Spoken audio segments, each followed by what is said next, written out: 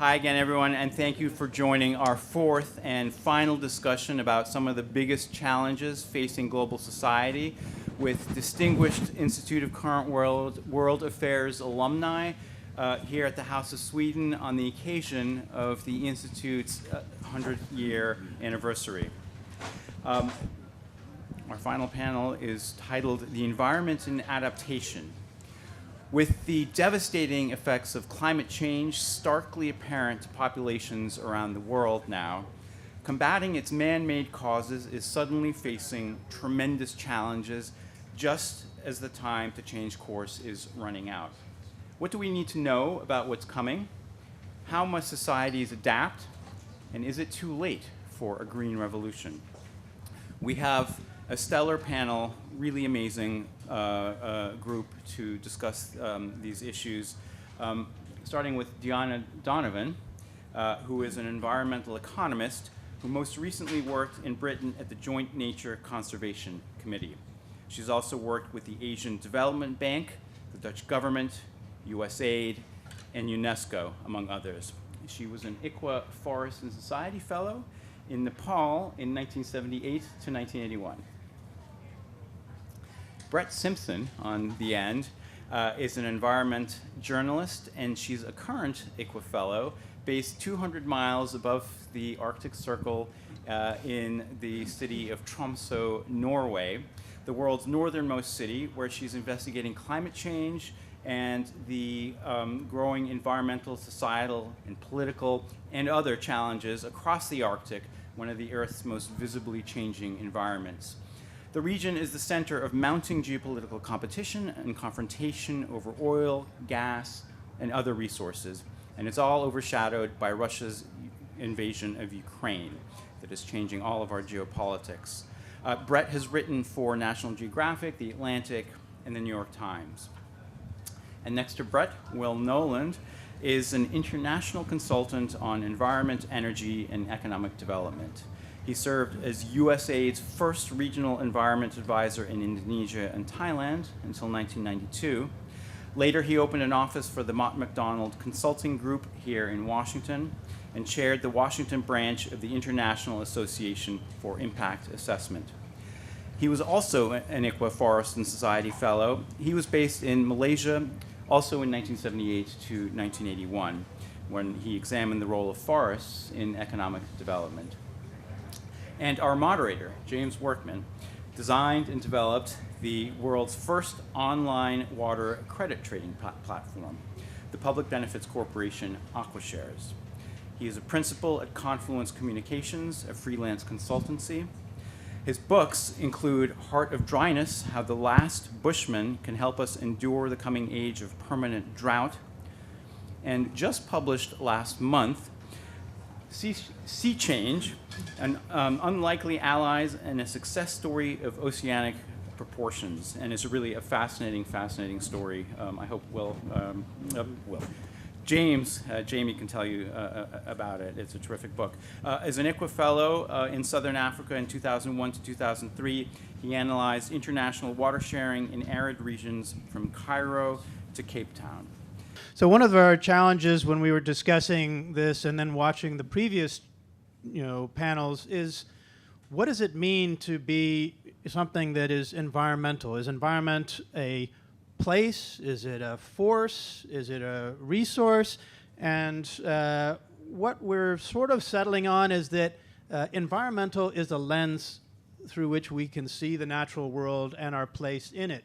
And to that extent, we, in our conceit or arrogance, we saw the previous three panels as connecting these threads of the environment to politics.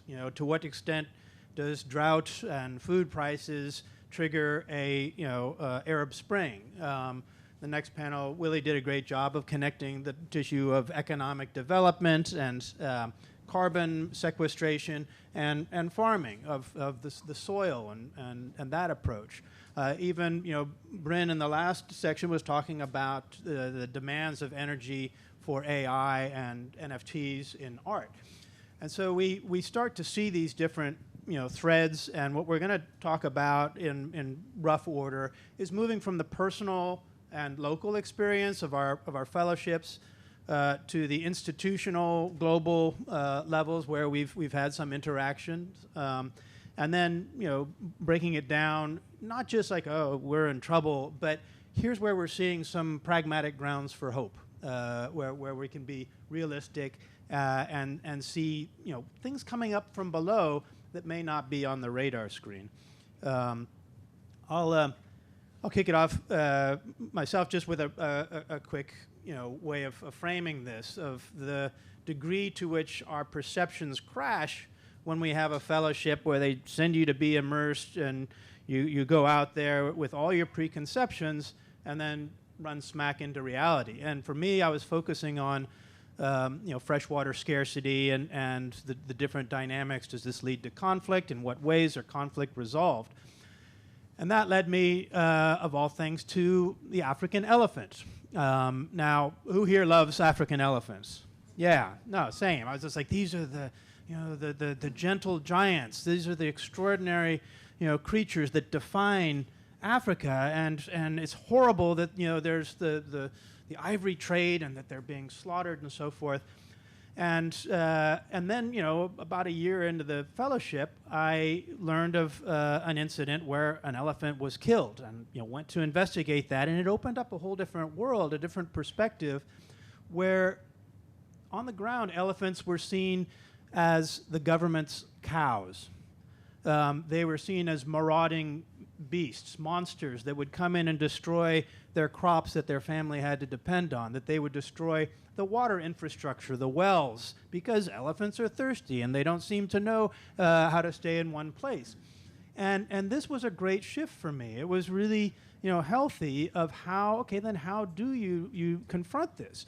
And I had, again, going in this image of the great white hunter, trying to recreate a Teddy Roosevelt image, and how horrible that was. And then again, seeing from the perspective of people in southern Africa, like, these guys provide us with meat from the elephants. They take their trophies, and they also are injecting money into our local economy. And this was really hard for me to reconcile, but it did make me think of, okay, whose elephant are they? Who owns the wild? Who has tenure and who has incentives now to protect the elephant, even if it's going to do them damage? And that has shaped my my work ever since about water. Whose water is it? Who owns the clouds? About forests, thinking about that, of local tenure. And most recently, as Greg said, a book on fisheries. I think wild fish in the ocean, how do you own those? But a way of defining secure tenure changes the whole dynamics and leads local and international and industrial fishermen to protect the wild. So that was one of my sort of awakening clashes with my perception of the environment, and I'll pose the same kind of question to my colleagues of maybe I'll start with you, Will, of a moment in your fellowship in Southeast Asia that has really stuck with you today and has informed your thinking about, quote unquote, the environment of what it is and how we relate to it. There's so many pieces of this that come together. I think Bryn did a wonderful job of explaining the sort of the complications of ethnic background in Malaysia, which is a place I've gotten to watch ever since, because towards the end of my fellowship I found and immediately fell in love with and married a wonderful Malaysian woman, so I've been able to go back and forth there over the years. To go sort of to another end of this, during my fellowship I spent some time on the island of Lombok, riding around on motorbikes to some very remote villages and appreciating. I was with a Sundanese, an Indonesian friend, researcher, university researcher, and we were looking basically at how wood fuels were being used and how the forestry use was being conducted, and we were staying, as it happened, with an Indonesian gentleman who uh, was fluent not just in English and Dutch, but also Japanese, because the islands had been sort of dominated by the Japanese, certainly during the war, and of course Indonesian. And he had a wonderful petite woman, wife, who took us in for the several days that we were there, and a young daughter. And we would ride out across the island. And Lombok is the island just to the east of Bali, where I'd also had some opportunity to see how the Balinese people, everything that had lived in harmony there for literally hundreds of years, well, thousands of years, but even in recent history with the Javanese beginning to move in, that they had so beautifully merged their agricultural and, if you will, their whole way of life, whether it's art or just life. It was so beautifully merged in, and to the extent that, just to share a brief note or two from Bali, when modern tourism began, I guess you could say, with tour boats in say, the early 1900s, Europeans, Brits especially coming in, and there's stories that the Balinese people who first met these foreigners coming in off of these boats were feeling terribly sorry for them. I mean, they just could not understand why anyone would be exiled from their home and would have to come to someplace like their home in order to be around. But everything had been so beautifully integrated, and in such sort of interactive harmony that really strikes in your sense of how throughout the world and native cultures, as civilization has come in and changed things, technologies change, but harmonies get worked out between people and the environment around them. And it's always been that way. And despite, if you will, the huge jumps, quantum leaps in technology and so on, which can often disrupt things very badly, I think it's still going to come down to people adapting, around their home and their neighborhood, and that's the kind of change that we'll always have, and will make the differences as we go through the changes that we're looking at across all of these places and different economies and political systems. That's great. I mean, it's the different perspectives, the different clashes, the different assumptions. We often now, everything's climate change, climate change, climate change. Deanna, when you began your fellowship, climate change was not on the agenda. Tell us what was and how the environment, as one of the first forest fellows, how you began to see and adapt and rethink some of your assumptions. Well, at that time, we had an environmental crisis, but the environmental crisis was actually prompted by the oil crisis. The prices of kerosene went up, so local people in the developing countries would have to shift back to wood fuel. So this demand for wood fuel was driving some impact on the forest, which had been highlighted in the Himalayas as having devastating effects. So the environmental crisis at that time was not climate change, but it was actually an energy crisis.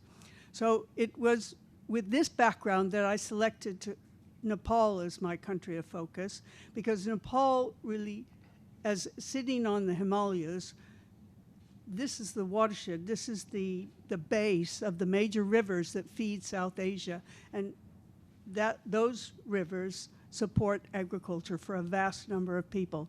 So I decided that this was an important place to investigate how people were adapting to these demands on their life. So that was my choice, to go to Nepal. Now, I had no background in India or in that area. I'd come from international banking. I'd been working on Wall Street when I got an interest in environmental things, and went back and did a degree in forestry. So I knew nothing about Asia. But I won this fellowship. Apparently I could talk my way in. I saw Dick Nolte at the time. Peter was just coming in to the job, so we interviewed with Dick Nolte and was selected for the fellowship. I bought an air ticket, boarded the plane, off I went to Asia. I stopped in Manila, had a wonderful time, visited the foresters there. Stopped in Hong Kong, did a bit of shopping, bought a camera, a typewriter, got ready. Went on to the World Forestry Congress in Jakarta. Had a great time interviewing the people there and looking at the forests in Borneo. Went to Bangkok, did the same. And I remember specifically on my way to the airport from Bangkok to board the plane to Kathmandu, I thought, well, you know, Asia's not so different. They have streets with cars and sidewalks and shops with big windows, and yeah, this is going to be fine. All be great. So flew on to Kathmandu, arrived in the evening, and I'd always arranged to have a car to pick me up, take me to the hotel. So went off to the hotel. The next morning I got up and decided, okay, go to the center of town. Went out to the taxi, got into the town. They took me down to the center of town. I got out, and there the gutters were running with blood. They were butchering the buffalo and the goats in the street to prepare the meat for the people to buy for their weekly shops, and the farmers there had their vegetables out. And I thought, I think this is going to be a bit different. So that was sort of my introduction to Kathmandu.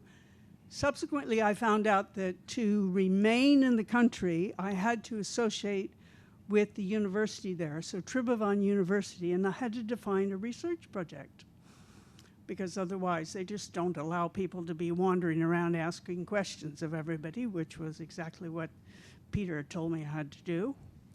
So I defined a research project to look at small-scale industries' use of wood fuel, because although wood fuel use by households had been investigated to quite some extent, the fact that small-scale industry, which was being promoted by the United Nations and other development agencies as a solution to provide income for rural people, that hadn't been looked at. So I thought, this could be interesting. And nearly every small-scale industry which needed energy depended on wood fuel. Okay, so I defined this as my research project and headed out into the field, up into the hills. I had 9 different districts. So you sort of fly up to the high mountains and then you trek down. That's the wiser. You don't do it in reverse, that's for sure. So I flew up to Mustang, and trekking down, you hire a porter and you're trekking down.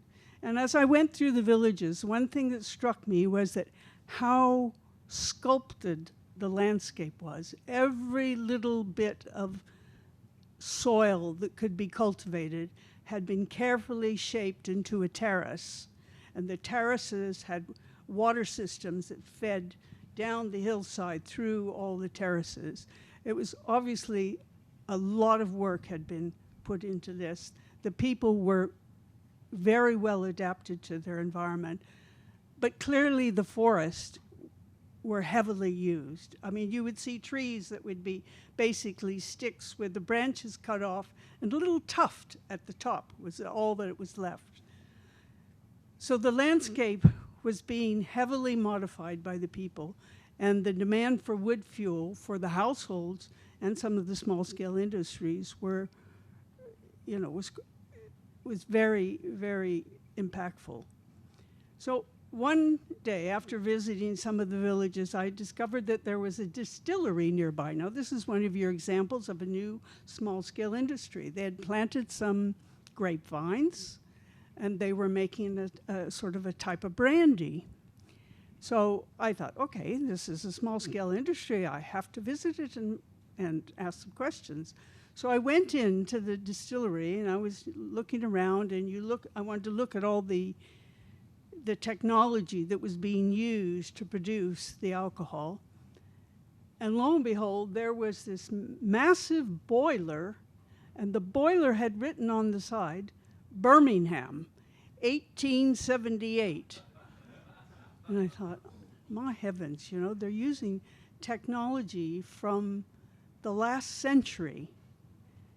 And it sort of hit me at that time, And this is something that's been subsequently reinforced in all my years working in development assistance, that they're using technologies for the last century to deal with problems of the current day. Now, this doesn't work. It's not going to work. We can't deny these people a lifestyle like we have, but they have to be able to achieve a similar lifestyle with a different technology, with a new technology. And this is, it sort of smacked me in the face at that point. And I say that has been reinforced again and again in my work across Southeast Asia, that we have to help them get a new technology to deal with the problems that are today's problems. It won't work with old technology. Thanks. No, I think that's an excellent insight, and both you and Will, and to some extent me, we're recognizing that development can damage the environment. New large dams, new developments, but the lack of development is also a risk, and that's the predicament we're caught in. Brett, I want to go to you. It's a different, people don't think of Norway as a struggling, developing country, but you're on the front lines of seeing the impacts, the science, and then on the ground your own experience of how people are responding to, awakening to, reacting to, or trying to build resilience. Your fellowship, you're midway through right now? More, a little bit more. So tell us about some of your experiences, 30, 40, 50 years after we had ours. Yeah, I was going to say, it's reflecting back, it's a little more easy to recall some transformative moments. And want to just say I'm so happy to be here and really enjoying this sunlight, because we do not get a lot of it in the Arctic right now. So just all the windows here are amazing. Don't have to take my vitamin D. But yeah, the first question that you had, your use of the word environment really struck me, and I have been thinking a lot about something that we don't often think of as an environment, or something that is an ecology, and that is ice, specifically Arctic sea ice. And if any of you have read my dispatches, I've been a bit obsessed with sea ice lately, and it began, somewhat like talked my way into a berth on a Danish research vessel for 20 days. So it left from Tromsø, so I just had to grab my bags and walk 5 minutes down to the port and, not touch land again for 20 days. And, after 2 days of kind of nauseous steaming north, I woke up one morning at the ice edge, just looked out my window and kind of porthole window and saw hundreds of miles of ice. Like, this was ice at a geographic scale, ice with topography, with seals and birds and even mountains and streams. It looked like it was so vast that my brain wanted to terrestrialize it, but it was moving as well. It was floating archipelagos that could move for dozens of miles per hour, and it was astounding. It was an unimaginable amount of ice, but there's never been less of it in human history.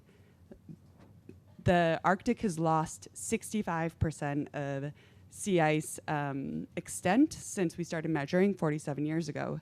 And this moment was really poignant because just 1 week prior, the current administration actually slashed $1.7 billion from NOAA, the National Oceanic and Atmospheric Association, and that included the National Snow and Ice Data Centers, which also included our Sea Ice Index. And this is basically a 47-year satellite record that all nations depend on, because the US has been the biggest funder of Arctic research. And it basically went offline. And this was just a week before I was there. And it was a catastrophe for climate science. We still don't know what implications this will have for the next IPCC report. And it made me think a lot about how much of the conversation about the Arctic right now is about absence of sea ice, loss, disappearance, melt, which is true and legitimate and urgent. But I felt, looking at the wonder of what sea ice is, that I, as a climate journalist before this fellowship, had been writing about sea ice and really had no idea what it was. Like I didn't know until I was, lucky to be just surrounded by scientists who I could just bother with questions. I didn't know that icebergs are formed from glaciers that calve off the land. Sea ice is formed from the surface of the ocean, has a completely different crystal structure, has a lot more life within it, organisms, biology, and it's constantly shifting, constantly transforming, changing. And I thought about how, this race for the Arctic, these superpowers have a lot to gain from all of us kind of assuming the ice is basically gone. But it is still there. And I felt this real moral responsibility to share that firsthand account. Say, this is, yes, it's devastating, this loss, but and it felt like another planet looking at it. It felt alien, but it's not. It's our planet. And in fact, if it feels abstract, if it feels far away, our fates are directly tied to the fate of that ice, because this is a climate regulating force. And how long it sustains has a lot to do with or shape the livability of the future planet and the current planet. So that was my manifesto on ice. That's a great insight, and it's a very good segue and a good connection to your local experience of this global dynamic that we're all, benefiting from on a sunny day, in a temperate climate from what you're witnessing, what the scientists are describing. But you also made a good reference to the vacuum that happens when, climate science is killed, and it's come up in previous panels as well, that the institutions that we count on to understand the natural world and our place in it, whether it's USAID, whether it's DFID, whether it's a UN agency, they can collapse from lack of momentum, or they can be dismantled from political decisions, and yet, as you also mentioned, that vacuum, humans abhor a vacuum just like nature does. And I've been wrestling for many years. How many people here are familiar with the tragedy of the commons concept? Yeah. So the idea basically is we have no incentive to not keep grazing a meadow to destruction and erosion because we keep putting pressure on that. And I've been having issues with it because I realize it's a figment that I learned much too late in my life. The counterpoint from Eleanor Ostrom that we're not lemmings. We don't just say, oh, bummer, we're overgrazing the meadow. No, we say, hang on, there's going to be some rules here. And people come together and they build new institutions, or they build early institutions at a local level that may not be written down, but from a herding community in Africa or a forest community in Southeast Asia, they say, we'll cut that tree, but not that tree. The vacuum, the threat of creating a commons is always there, but I want to segue from that into, USAID's gone. Some of these institutions are gone. The science may be gone. What is going to replace that? What do you see, if anything, and I don't want to be Pollyanna here, of threads that are forming to say, yeah, we still need this, and this is how we're going to reconstitute this institution for the environment that we need and we care about and we depend on? Will? Yeah. I guess I want to talk about two things as briefly as I can. One is that I think that what the Institute of Global Affairs did with the Forest and Man Fellowship idea has played a significant role in what's been going on in USAID and in some other places as well. It was quite a different fellowship idea than the conventional, traditional ICWA fellowships, I would say, where people went out to a specific part of the world and immersed themselves, became understanding, engaged with the society and politics and economics. In this case, Dick Nolte had somehow talked with and convinced the Musser Foundation, which was really money from Weyerhaeuser, the big timber corporation, to put some effort into understanding tropical deforestation and deforestation forestry issues worldwide. And he actually was able to get funding for 3 such fellowships initially. And Deanna was one, I was one, and Gary Hartshorn, who's not with us, was one. And we had very different backgrounds. Gary was truly one of a world-class taxonomist and forest biologist, if you will. Deanna came in with her banking background and a degree in forestry. I was sort of a little bit different. My background was ecology and international economics. So we were very complementary. We got to know each other during the fellowship, and one of the very fortunate things that happened for us was that just as we were getting started, all of us, Gary was already based in Costa Rica and would cover Latin America. Deanna would go to South Asia. I chose Malaysia for good reasons.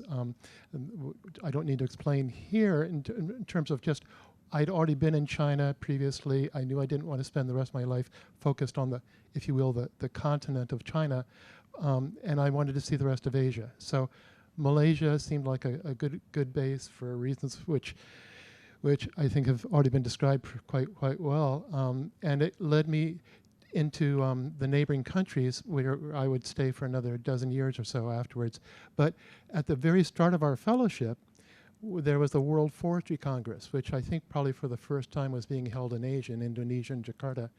And that allowed all of us actually to attend and to interact with foresters, again, from all over the world, because this was really a good example of how these things come about, is that you have these series of international meetings, UN meetings and so on. We can be very sort of skeptical about what's going to come out of just these meetings, but the fact is that the scientists, the activists, the policy people come together, and they find that they've shared common problems.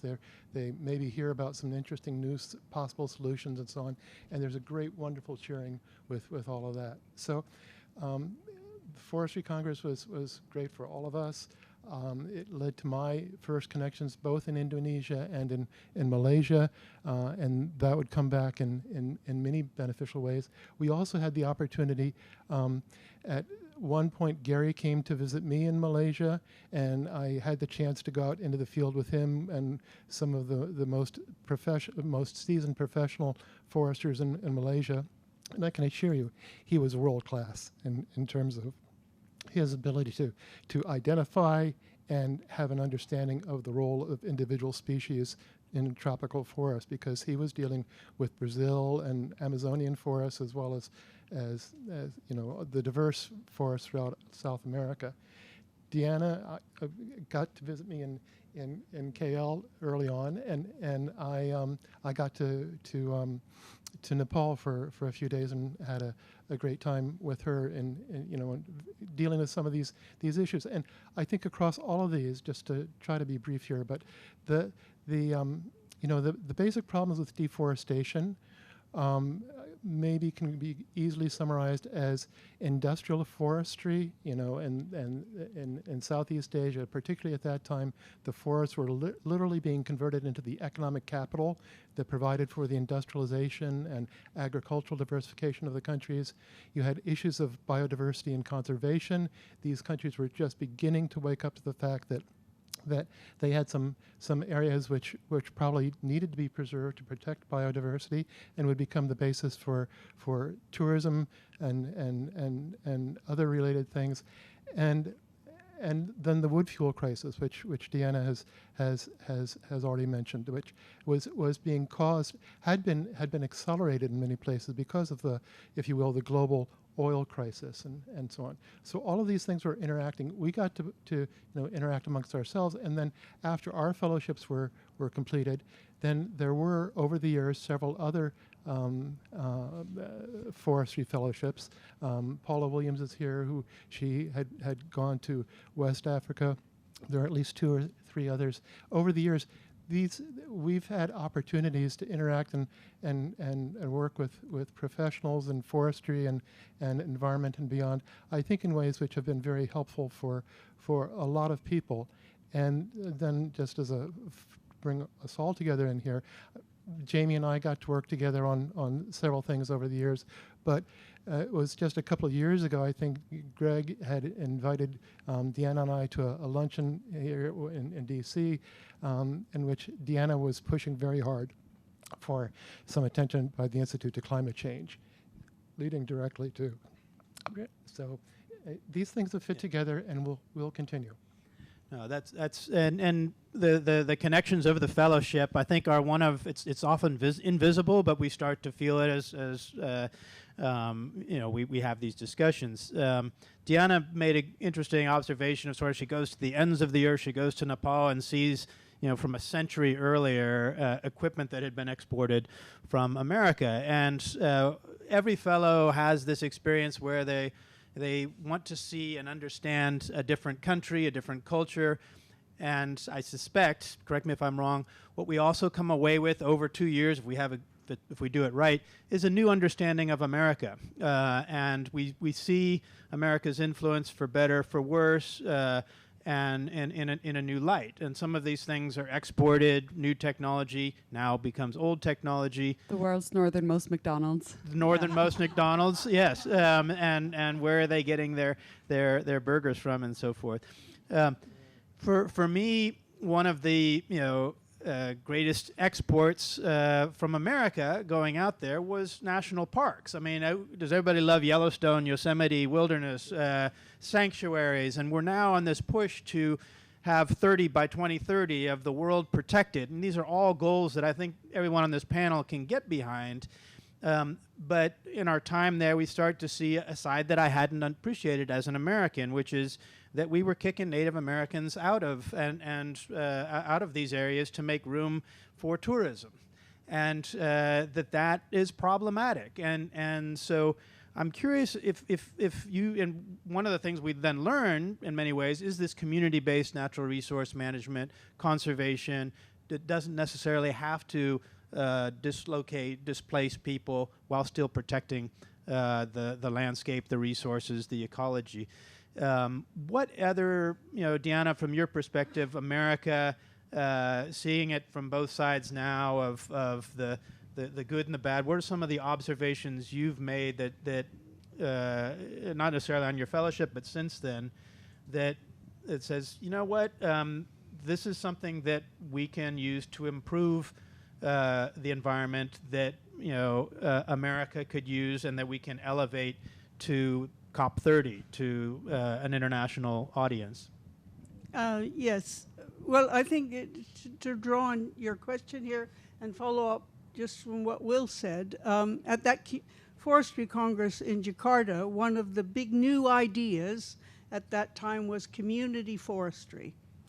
And that community forestry was taken back to the developing countries and helped the local people be brought more into the management of the forest and the sort of redevelopment, the rehabilitation of some of the areas that had been overexploited, either commercially or for fuel wood. And actually now, during this climate change, I'm seeing a similar thing happening.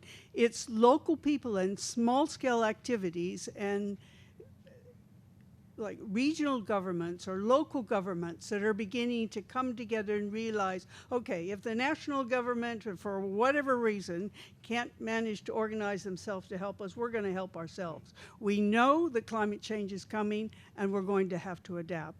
So you see, in fact, I was involved in England in helping the local town council develop an environmental policy and also a climate action plan, because the national government wasn't acting fast enough to protect the area from flooding.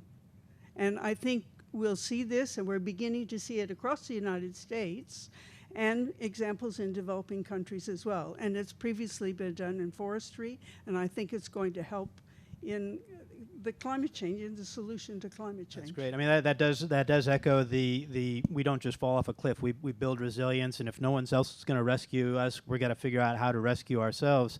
Brett, back to you in terms of the sea ice and lessons from Norway. You're heading back there on Sunday, but imagine you're given a keynote moment in COP30 in Belém. What's your message to them that they may be overlooking that you are? And I don't want to preempt your exit fellowship talk, but one of the things that you have been saying, this they need to understand this. Something that I've actually heard, and you mentioned indigenous peoples, but in conversations with Sami are the indigenous peoples of the far north, spanning Sweden, Norway, Finland, and Russia, and I've gotten to know a Sami reindeer herder and language expert. And they experience a really interesting is like a harsh word, but I mean it's too soft a word actually for it. The dynamic is that in colonialism, it's green colonialism as they describe it. It is for renewable development, a lot of development of reindeer herding lands, and specifically for COP, and this is, I think, it's a criticism that is not original, but the fact that it's separate from the biodiversity conference, yet they happen kind of simultaneously, but in completely different spaces. So and it's interesting, like language is so powerful, and when we talk about environment versus climate, I think climate can feel very abstract, and we get to talk then about carbon credits, all these things, and you get to or it feels a little bit easier to look at indigenous peoples and say, hey, you know, like we all have to make tough choices when it comes to the climate, but their argument is, hey, we have been safeguarding these lands for all this time, and you know, why is the solution always build more, and why is it on lands that have where we are and where there's so much biodiversity? Like, why aren't all these windmills in Oslo? You know, like these are undeveloped, and that's kind of where we want to put the projects, because it's like, hey, let's use this land, it's here. But I would be really interested in some model, and it would be impossibly difficult, but in some way, or maybe someone's tried it, but valuing the biodiversity, the natural services, you could say, of all any undeveloped land before we make the decisions about, you know, X amount of wind power and hydropower and all these things, which are of course necessary and of course going to be a part of the solution. But I think the question of where and with whom, involving whom, and who gets to make those choices, I think it's critical to get this right, actually.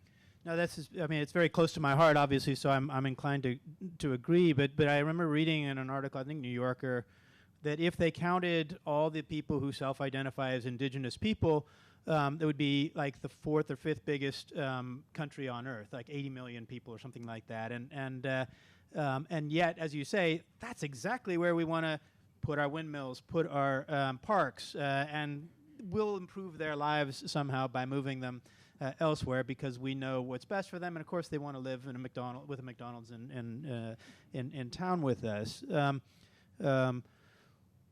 Will, how about you? In terms of drawing on your career, which goes from energy to health, what are some of the lessons that you would bring to an Earth Summit that isn't abstract, that isn't like parts per million? Let's switch this gigawatt power plant with a decentralized one, and maybe that is the answer.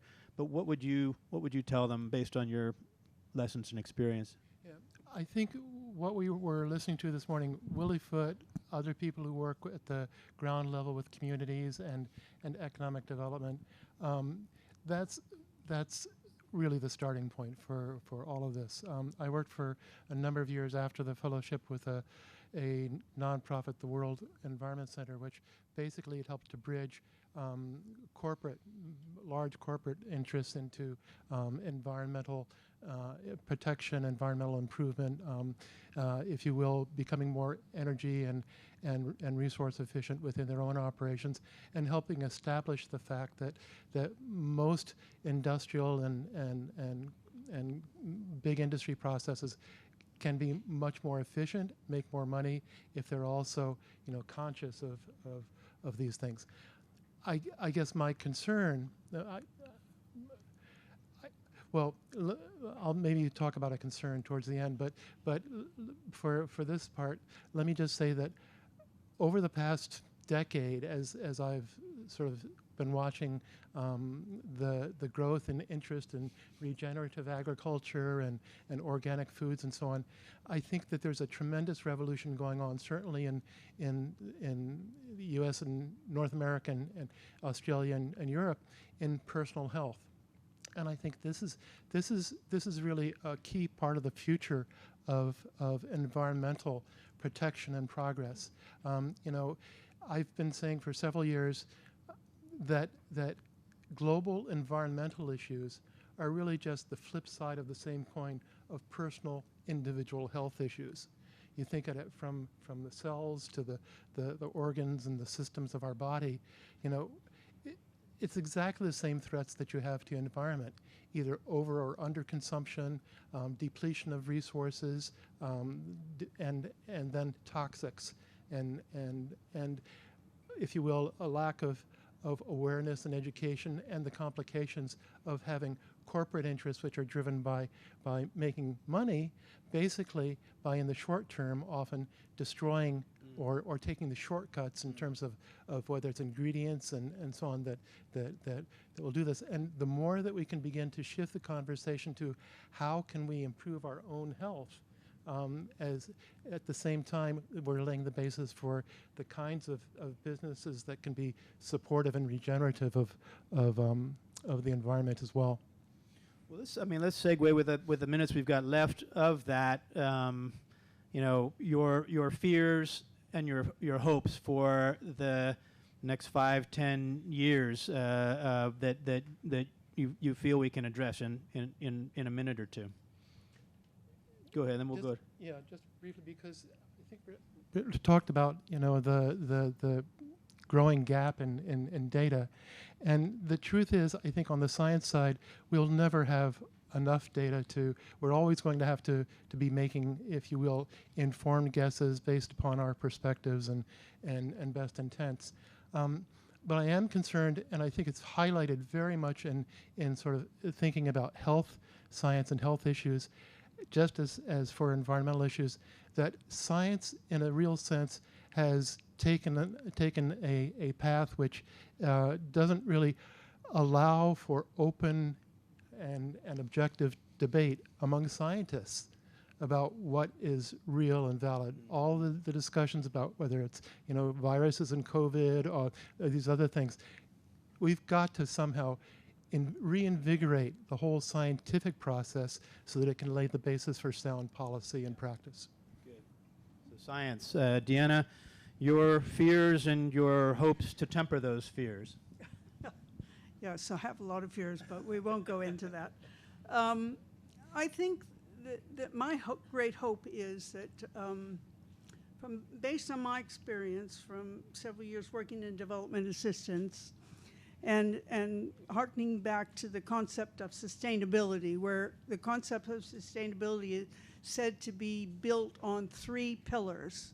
One pillar being economics, one pillar being society, and the other pillar being environment, or as some people say, people, planet, and profit.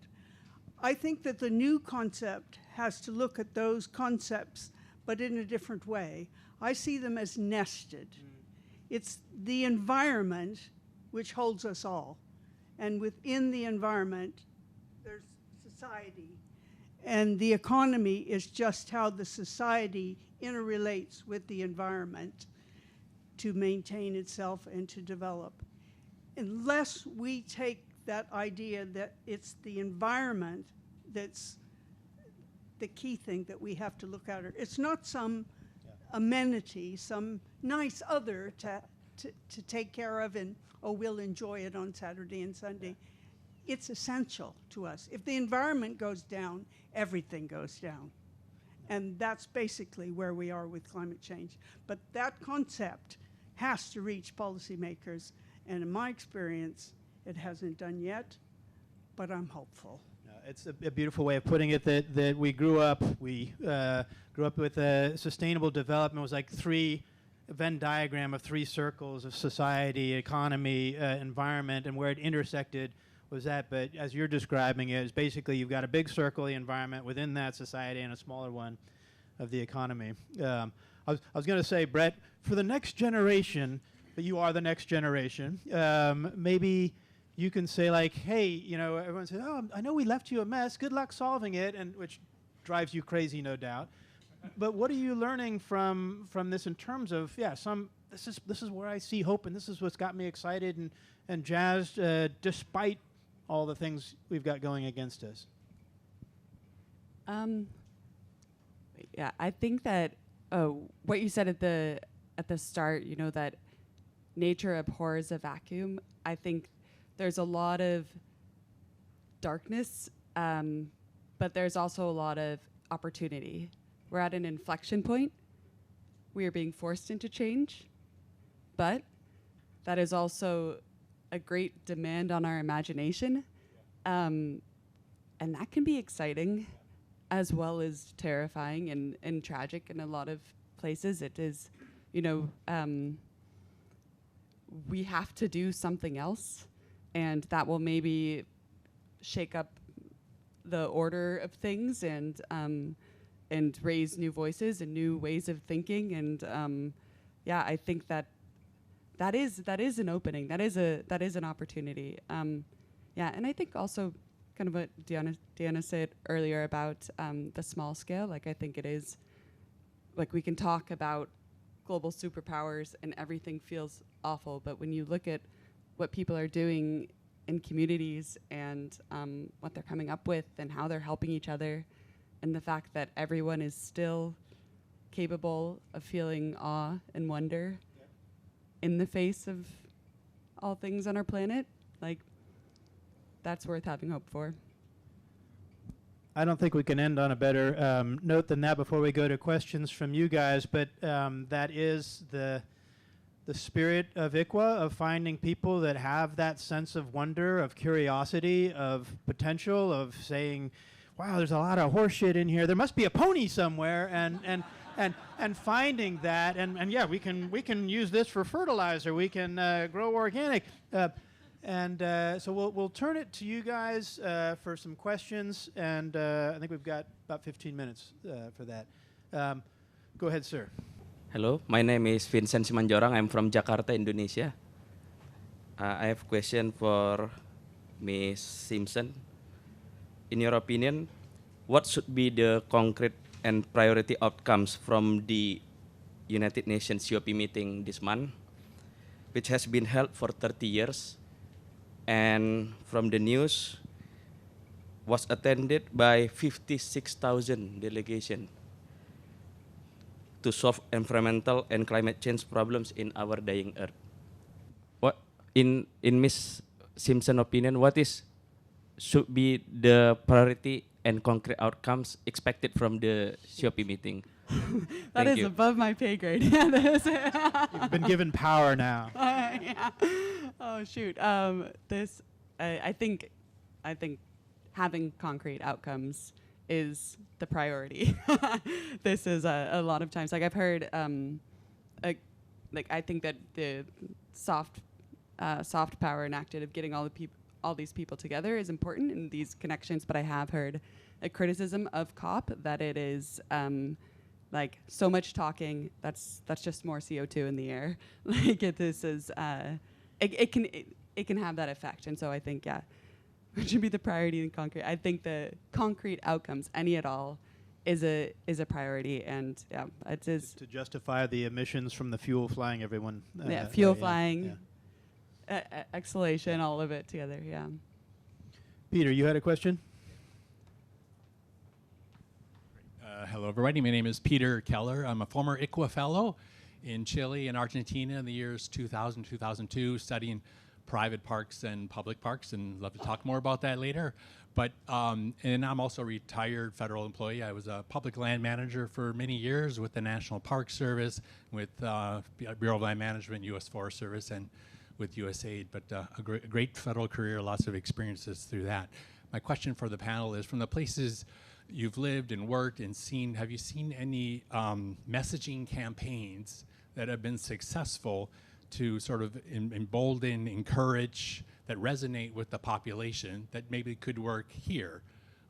You know, I'm thinking of one when I lived in Chile that had something called Piensa Positiva, the think positive. It didn't really work too well, but but anyhow, if you've seen any kind of messaging campaigns that have worked to help protect the environment, you know, something that we could think about maybe using here, or any kind of experiences along that. Is that understood? I can get a quick one. Go. In Thailand, where as in much of Asia, people don't normally take much any responsibility for anything out of their immediate property, their front yard, if you will. There was a very successful campaign launched to get people to pick up litter, and, if you will, become a little bit environmentally conscious that way. And it was started by a woman who was the daughter of the largest bank in Thailand, but it was called Tawiset, and it had a very simple logo. You know, I don't know if you've ever seen this, but it's just like the two eyes that are looking out, and then it was accompanied by very short television commercials all over Bangkok and the country, with I forget the exact sound, but something like and the eyes are watching you. Tawi set and the children, of course, targeted at children. So, and it really, within a couple of years, I would say 2 or 3 years, it dramatically reduced the carelessness and, if you will, the lack of consciousness of children and their parents and their families, because almost every street corner you would see a green trash can with the magic eyes, as Ta Wiset was about. It's a great example. It's sort of, you're thinking first, you know, eyes of Dr. T.J. Eckelberg, you know, from Great Gatsby, but also of a Big Brother is watching you. But it's effective, and we see similar kinds of things of a policeman cut out board in a 7-Eleven. What made me think of this is, you've probably all seen this. You go to a motel room and it says, please think twice about using the towels, which is an environmental message, but it's also good for the motel to not have to wash your towels twice and so forth.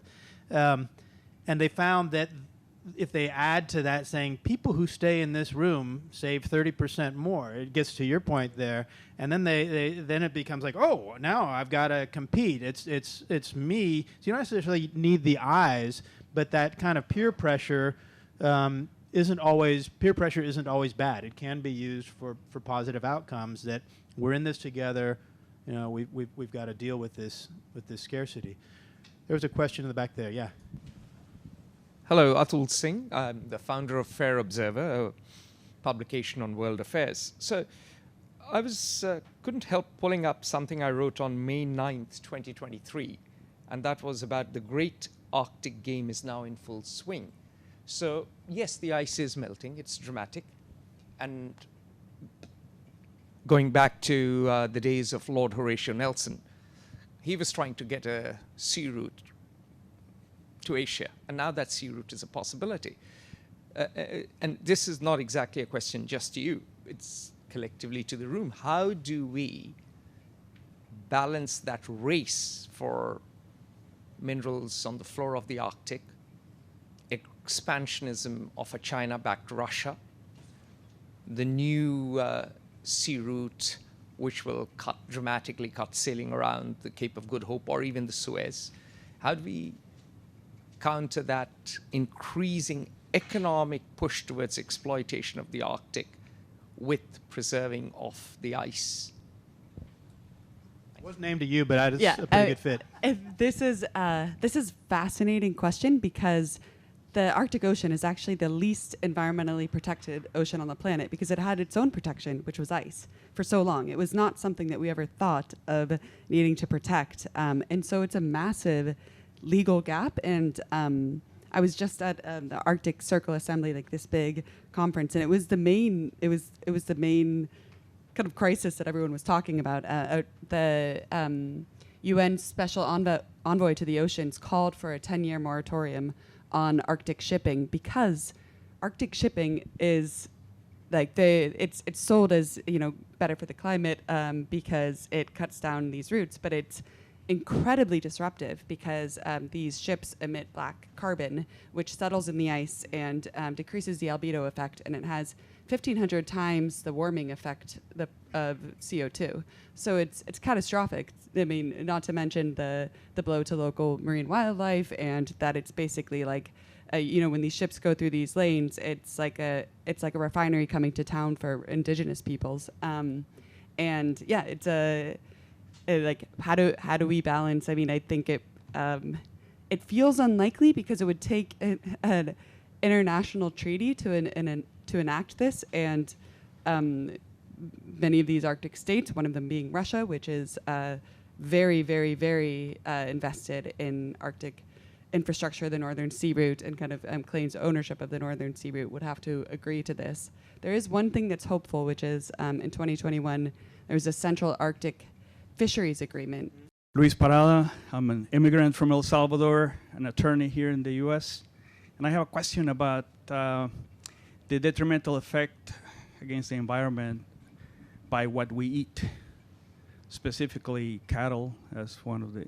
So I'd like to hear your comments and why is it that we never talk about it, and why it is that we never talk about not just tough choices, but personal choices that we can make. And just for example, I wish I could thank you for the great lunch today, but I actually had to bring my own lunch because I correctly expected that it would be nothing plant-based for somebody that makes that personal choice. But the choice that we can all make, if it is coupled with example and an educational effort, can make a big difference in the environment from what I understand. So I'd like to hear your comments. No, you're absolutely right. And it's a good one to end on because it echoes of the environment isn't out there, it's in here. It's what we breathe, it's what we eat, it's our nutrition. How do we get sustainable animal protein or non-animal protein that can sustain us? And we'll just go down the line here, each of us talking about food choices that you're either making or observing, and how that can connect the dots between what people think of somebody else needs to take the care of the environment versus I'm going to take responsibility, and by my ordering a menu or choosing at the supermarket, I am sending a vote up the supply chain. Yeah, I'll try to keep it brief, but it reminded me of what Will was talking about earlier. This these your own body. It reminded me of something that I've heard told before, which is like we are another body of water that's capable of polluting and related to all the other bodies of water on the planet, which I just like.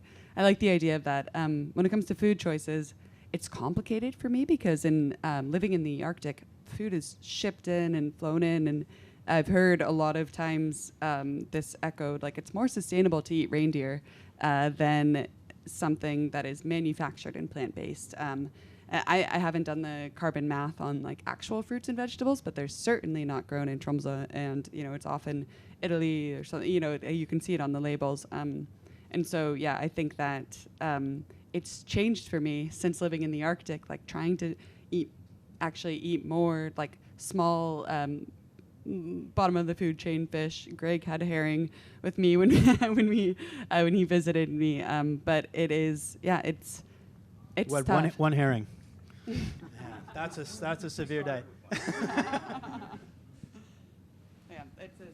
It's tough, but it's important to keep asking. No, this cuts right to the heart of human environmental interaction, doesn't it? Because on the scientific side, we know that there's been such diversity of diets throughout history and in different parts of the world.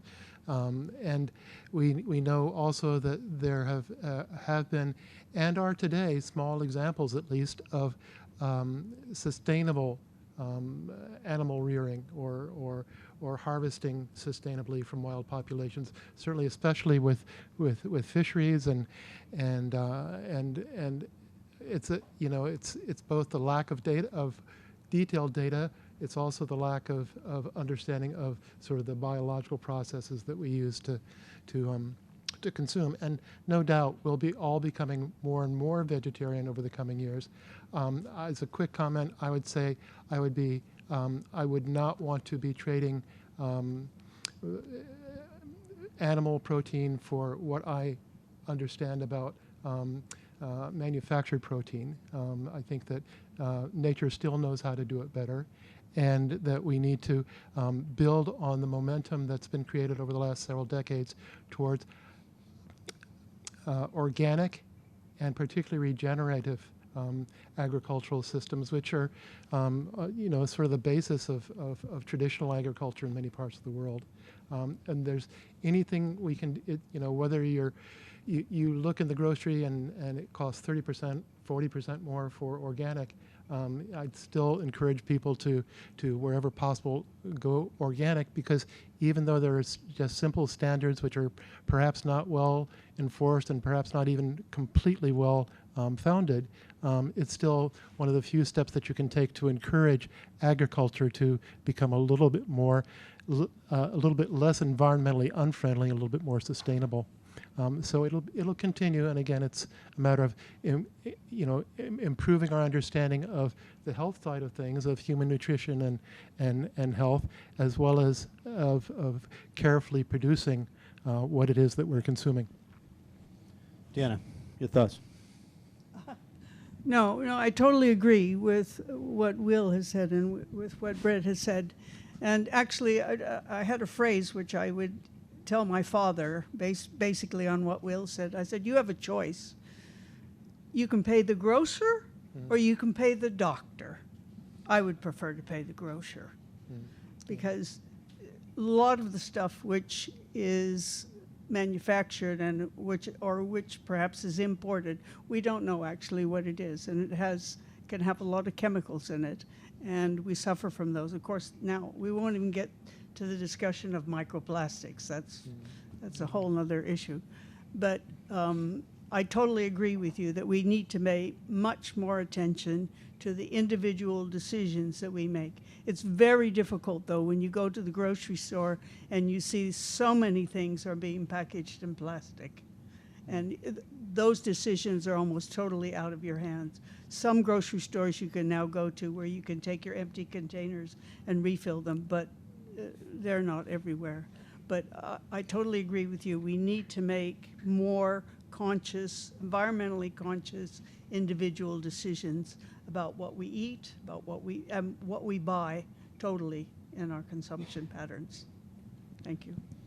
I think that the transparency is an important part of this discussion as well. Anybody here read Omnivore's Dilemma? Michael Pollan, he addressed this really comprehensively in these 4 meals, and I was intrigued by the last meal, which was the hunter-gatherer meal, and he focused on hunting a feral pig as a way of connecting to nature, but said, you can't scale that up globally, and he's right about that. But fisheries, to me, is an interesting hunter-gatherer angle, and it was something I surprised myself in researching in this book about fisheries, is that it comes down to it. We do have trade-offs, and he would say, I don't know if I'd eat seafood in an airport, and actually I was like, I would, because I've hit the McDonald's and I've got the fillet of fish, and it's actually more sustainable than a tofu and kale salad. And I had to try to justify this, but bearing out in terms of you're converting habitat for cultivation of plants that are really healthy, really essential, soy, but you're taking away from a natural intact ecosystem in doing so. So there are these trade-offs. Whereas harvesting fish and eating it as you two did, you're skimming the interest off the natural capital, and not having this kind of negative, disruptive, loss. So it's definitely a complicated issue and worthy of multiple fellowships in the future. And we'll end on that. Thank you for the question. I think it's one that we wrestle with every meal, or should be wrestling with every meal. So I will end it there. I think we're at 4 o'clock, and hopefully we'll see you tonight. Do you want to say anything closing? Okay. All right. Oh, yeah. Thank you for the whole panel and everything.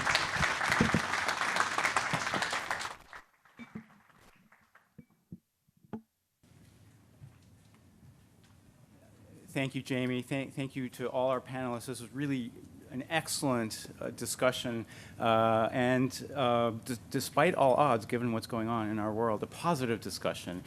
So thank you very much for that. Thank you to all our panelists. This has been a wonderful day of discussion. It has really illustrated the breadth of the fellowships that ICWA puts on, and all of the things that our fellows do, not only during their 2 years in the field, but what they go on to do with the rest of their careers and their lives. And we've been doing it for 100 years. And we've been doing it for 100 years because of our supporters, whom I also want to thank very much. We depend on support from all of you, and you can support ICWA by going to our website, www.icwa.org,